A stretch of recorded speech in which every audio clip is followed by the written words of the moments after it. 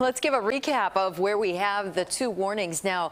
Cook and Lake County, this is in effect here until 2:30. We still have that damaging wind threat of winds from 50 to 70 miles per hour. The large hail, that's been the history of these storms, and now they're looking at the North Shore, getting in on that hail activity. So that is the first warning to the north. And then as you head a little bit to the south into the city of Chicago, and now DuPage County is out of this. It's just Cook County. So they're starting to peel the counties out. But the city really running along the Ike, places north, that's in effect until 2:30. They have brought down the wind speed, so gusts would be between 50 and 60 miles per hour as far as the highest wind gusts go. So we are starting to see now the warnings push over the lake, those storms that were warned, but still we have some leftover variety creating the hail and creating that damaging wind threat. We also have this cell back to the western part of McHenry County. That's moving into southeastern Wisconsin.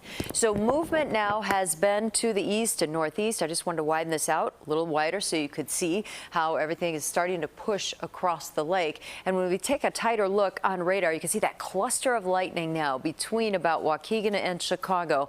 Everything moving eastward toward the lake, but the winds are pretty strong and the wind gusts have been pretty impressive as well. But the wind pattern overall is what I wanted to show you with this system, because yes, we have winds now to 35 miles per hour at Midway, gusting to 24 at Waukegan, but notice the difference in the arrows.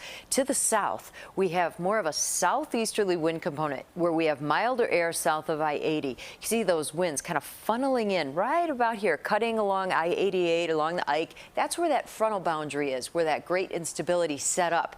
Then to the north of that, we have wind right off the lake. The water temperature is much cooler, 43 degrees, so it's cooler for the North Shore, cooler for Zion and Waukegan and Kenosha, and we are seeing that cool push meet that very warm air that's trying to lift north. And where that meets, that's where we have the instability kind of brewing those showers and storms, and then they start pushing to the east and northeast.